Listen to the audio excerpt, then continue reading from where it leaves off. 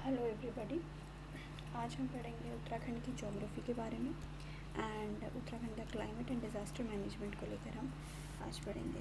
Climatic controls and regional nomenclature. Actually Uttarakhand में जैसे बहुत सारे डिस्ट्रिक्ट्स हैं, एरिया बहुत ही ज़्यादा डिवाइडेड है, तो सभी जगहों पे इन क्लाइमेटिक रीजन्स को या क्लाइमेट को अलग अलग नाम से जाना जाता है। डिटर्मिनेंट ड्राइवर्स, जो देखो जो लोकल क्लाइमेट होता है ना हमारा, it is govern by longitudinal और latitudinal positions, sea distance, land water distribution, altitude variation, relief trades, pressure fields. What it means, देखो ये कहना चाहता है कि हमारा जो क्लाइमेट होता है ना, लोकल क्लाइमेट होता है, वो उस पर इन्फ्लुएंस होता है बहुत सारे फीचर्स का। बहुत सारे फीचर्स की वजह से हमारा क्लाइमेट डिटरमाइन होता है। जैसे कि हमारे जो एरिया है उसकी लैटिट्यूडनल या लॉन्गिट्यूडनल पोजीशन क्या है, सी से कितनी दूरी पर है, सी है या नदी है, कोई भी वाटर बॉडी है, उससे कितनी दूरी पर है, उससे उस पर फ़र्क पड़ता है। क्योंकि अगर आपको पता होगा, लैंड ब्रीज, सी ब्रीज जैसे कॉन्सेप्ट्स होते हैं, जिसकी वजह से उस एरिया का टेम्परेचर और जो वहाँ का क्लाइमेट है, वेदर है, वो उस पर वो चेंज होता है।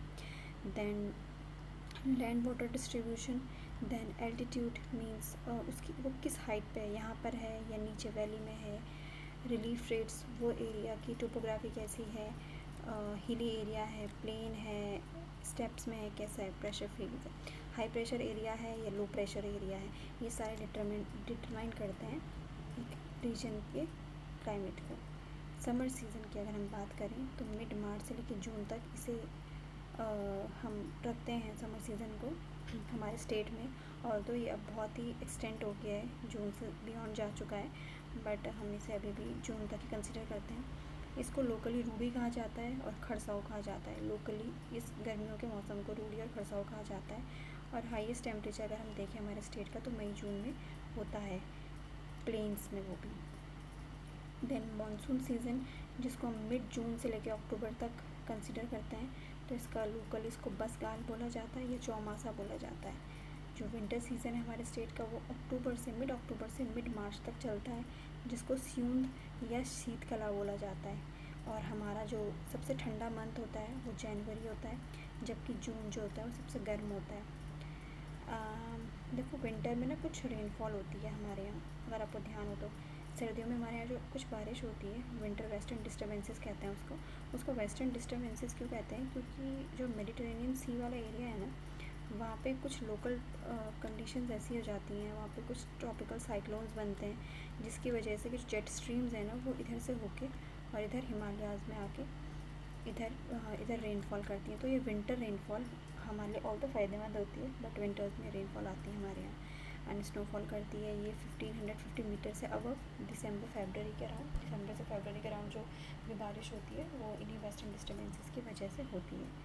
ठीक, अब हम बात करते हैं rainfall grid and vertical altitude zones के बारे में। Monsoon mechanism, south west monsoon enters from the south east via Gujarat coast around June 15।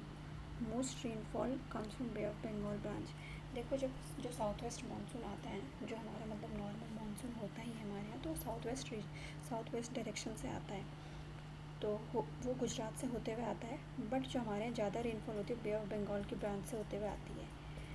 ठीक, जो एनुअल रेनफॉल का एवरेज है हमारे यहाँ 150 से 200 सेंटीमीटर तक है। And the rainfall decreases from south to north and from east to west. Rainfall कम होती है साउथ से वेस्ट की तरफ, मतलब ऐसे कम होती भी जाती है। और जो नरेंद्र नगर है जो कि टिहरी में है, located at 1080 metre, it records the state's highest rainfall 318 centimetre rainfall यहाँ पे पाई जाती है। जबकि जो टिहरी है, मेन टिहरी वो 1600 मीटर की रेंज पे है, इससे ज़्यादा हाइट पे है, फिर भी यहाँ पे सिर्फ 98 सेंटीमीटर रेनफॉल होती है। इसका रीज़न क्या है बताना मुझे कमेंट्स में। अगर आपको जिनको नहीं पता उनको बता देती हूँ। उसका रीज़न ये है, ऑल्दो नरेंद्र नगर की लोकेशन इतनी है और जो मेन टिहरी है उसकी ज़्यादा है, फिर भी बारिश यहाँ पे क्यों होती है। एक्चुअली यहाँ पे जो हिल्स है ना, जो यहाँ से जो साउथ वेस्ट मानसून आता है ना, तो वो इन पहाड़ियों पे टकरा के बारिश यहीं पे कर देता है, और जब तक ये मेन टिहरी में पहुँचता है तब तक ये सारा पानी यहाँ पे गिरा चुका होता है, इसलिए सबसे ज़्यादा बारिश इस रीजन में होती है। तो ये थोड़ा सा आप ऐसे देख लें, नरेंद्र नगर में इतनी होती है, देन मसूरी में 242.5 सेंटीमीटर होती है, देहरादून में 2230 होती है, एंड नैनीताल में ये होती है। ठीक, और ये कुछ इस टाइप से एक टेबल बना रखा है आपके।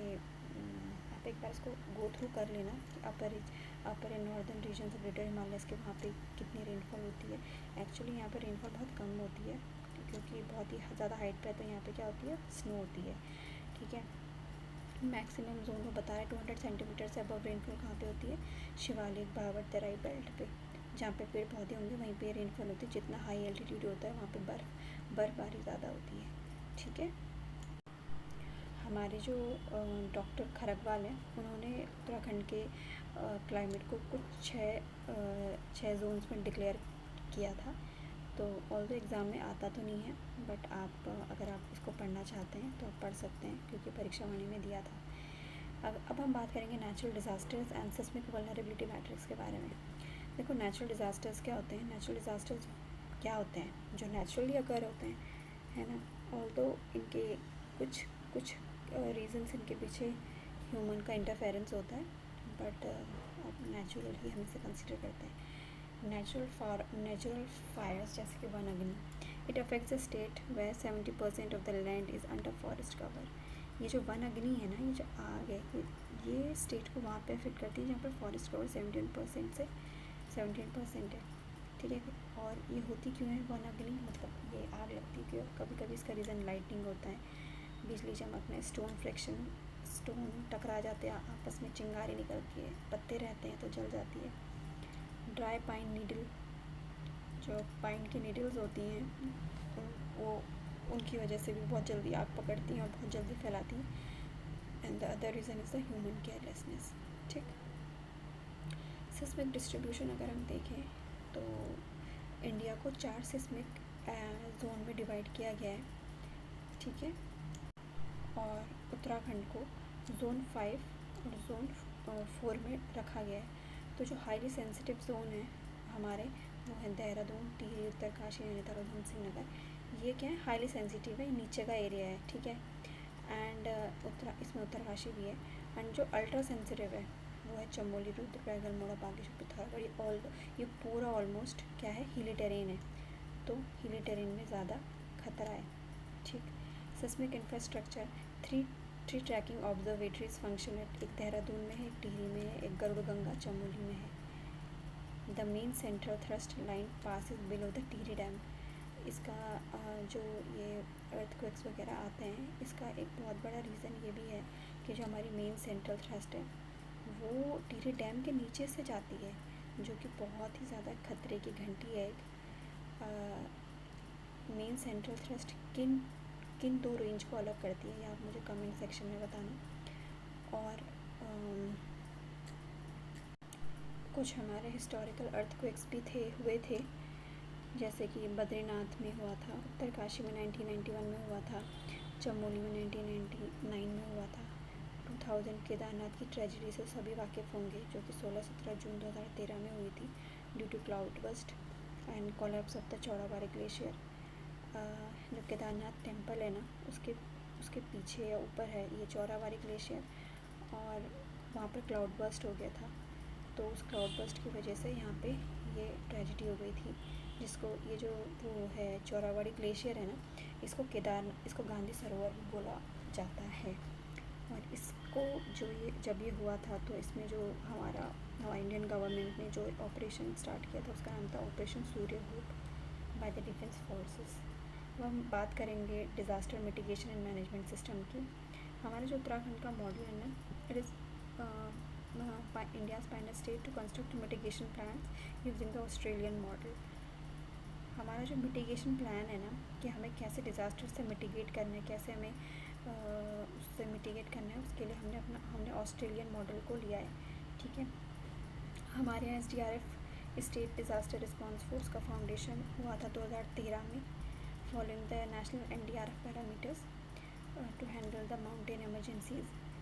द दामिनी एप्लीकेशन, ये ऐप है co created by IMD and IITM Pune 2018 में, जो कि लोकलाइज लाइटनिंग अलर्ट्स को हमें भेजता है विद इन 40 किलोमीटर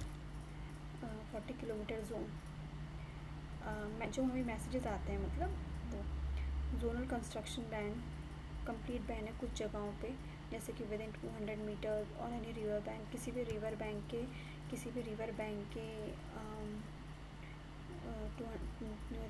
के 200 मीटर तक की एरिया में कंस्ट्रक्शन बंद है। ठीक, बाकी कुछ ऑपरेशनल हॉटलाइंस है, कभी ज़रूरत हो तो इन पे कॉल करें अगर किसी के भी डिस्ट्रिक्ट में कोई आपदा आती है। ठीक है, तब तक के लिए बाय बाय, कल मिलते हैं नए चैप्टर के साथ।